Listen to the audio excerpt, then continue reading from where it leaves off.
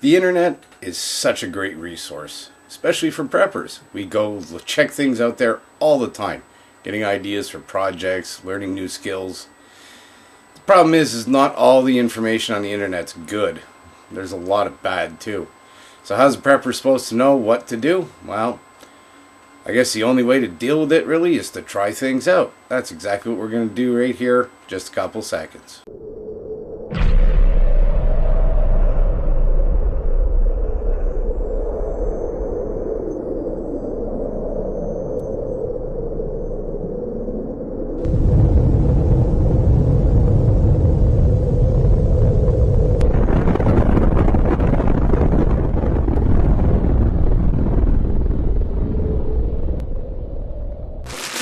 The project we're going to try out today is home dehydrating frozen vegetables from the supermarket. This is a 2 kilo bag. It's almost 4.5 pounds. This mix, I had to look really because I don't buy a lot of frozen veggies. I had to look and I like this mix. Carrots, corn, peas, green beans, yellow beans, and I chose this one because there's no nasty lima beans in it. Ugh, those are gross. And I'm not sure how a lima bean would have dehydrated. So the whole idea behind this is take them frozen, just like this. These are still frozen. Straight out of the freezer, into the dehydrator. 8 hours on 125, and we're done. So, well, let's check it out. So 4.5, oh, look at that. Well, for the dog. I hate to say it, those look great. Look at those nice colors on everything there. Start spreading them out.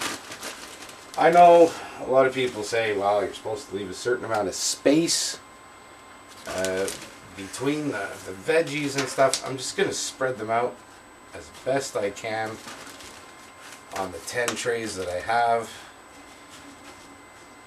Dogs are going to be happy because I'm dropping vegetables all over the floor here. We'll let them clean it up. They like it.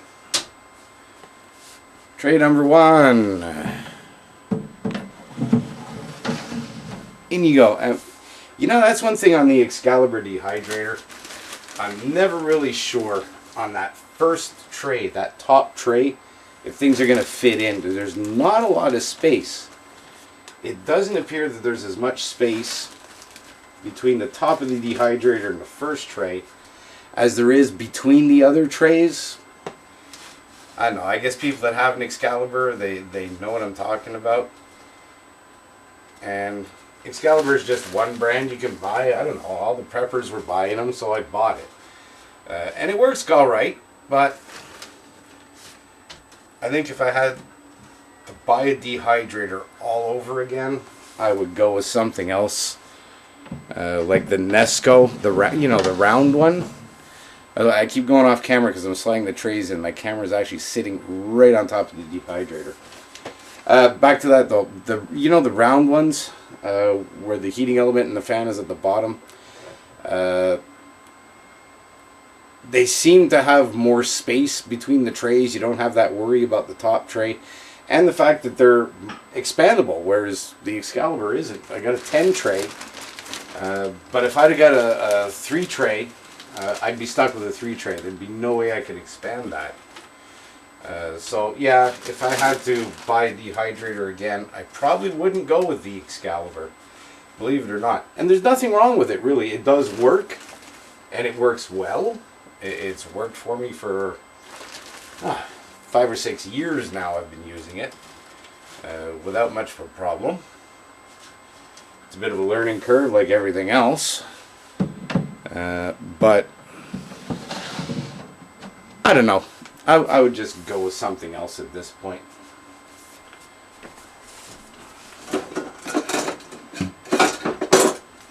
I grab a measuring cup to do this because my hands are getting cold.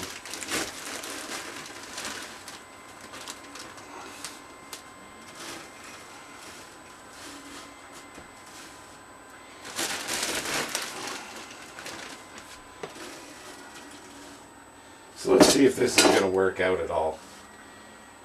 My goal here is to get this in the dehydrator and on by 11 o'clock tonight. And it is, at time of recording, 10:47.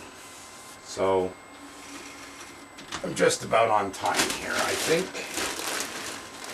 I may have to go put more veggies onto those first couple of trays. It looks like I'm going to be running out of trays before I run out of vegetables here. Slide it on in. So what am I doing? Like a good full tray seems to be about 2 of these 1 cup measuring cups. Spread it out. Yeah, I know, I keep hearing vegetables hitting the floor. It's mostly peas. Round things do tend to roll. Let's spread this one out a little bit better. They're kind of packed, I don't know. A little full. Let's see how this works out. This is, after all, a tester. And if it works, we'll do it again and again and again. Because me and my family, we love veggies. The whole idea of doing veggies like this is not so much to rehydrate just for eating off of a plate like that. More often than not, I'm using dehydrated vegetables in soups. Being winter, we're eating a lot of soup lately. And let me show you what I've been using until now. What I've been doing is I've been getting these little packages like that of dehydrated vegetables. This is like carrot, onion, parsley, potato, bunch of different stuff in there. I usually find them on sale for about $1 a pack. And there's maybe enough for 2 small soups in there if I'm not doing a big batch of soup. And it's like a family of 4 type of soup.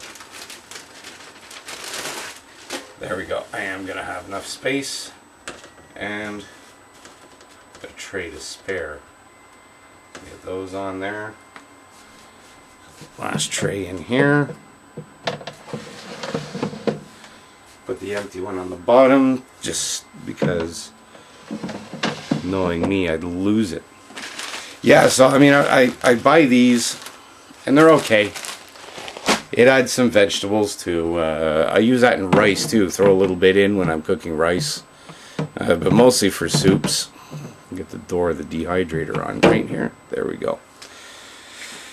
But it's a little bit expensive like that. $1.29, and there's 2 of them in there. I paid $5 for that 2 kilo bag, and there's going to be a lot more than 2 soups in there. Yeah, I think the math is going to work out on this. This is a better idea. And I get to choose the mix that I want.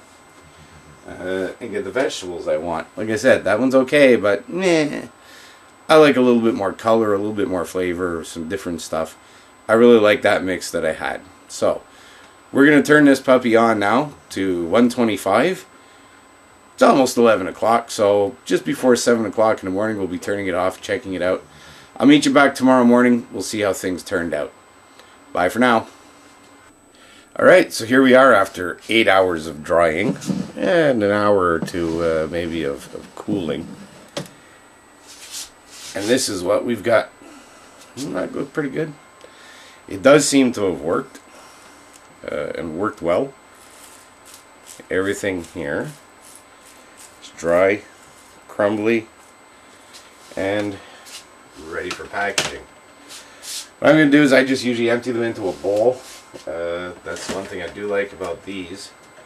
The Excalibur is you can take that mat right off like that, give it a bit of a fold, and into a bowl. A stainless steel bowl like that. Check it out. The green beans went a little dark, I find. Let's find a green bean for you. See? I don't know. Kind of a little dark. But all in all, the colors in there are great. Yeah, I think this actually worked out. I like that. The fact that something on the internet actually worked out. But like I said, the only way you're really going to find out is to try these things for yourself. Don't wait until you need to use it. Try it out ahead of time. This summer, maybe, I'm going to try and build a solar dehydrator, see how that works. A friend of mine got one, and works really well. It's a homemade one. And I'm taking a trip to Ontario, visiting her and trying to get an idea of the design. But obviously, grid down, I'm not going to have the dehydrator running 700 watts for 8 hours. I'm not putting that on a generator. I don't have the battery power to do that either with solar. So, solar dehydrator is the next project. We'll see how that works out. But if you're ever wondering if you can just go pick up frozen vegetables at the grocery store, put them in the dehydrator, you absolutely can. Works out really well. I can't wait to get this into a soup in sometime in the next couple of days. And I'll try to do a follow-up comment, let you know how they rehydrated. Because, man, these peas get really tiny. Anyway, thanks for watching, and stick around. We'll be doing another trial video sometime soon. Take care. Be careful. It's a tough world out there.